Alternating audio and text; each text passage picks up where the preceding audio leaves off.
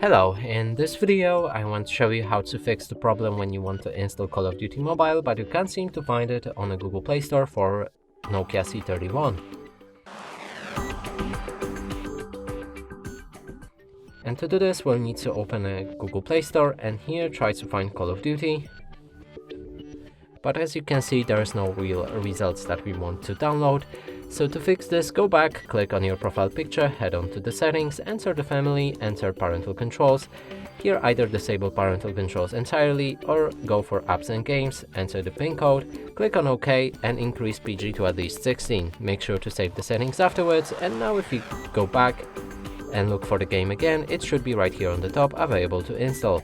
And that's it for this video, hope you like it, please consider subscribing to our channel, leave a like and a comment below.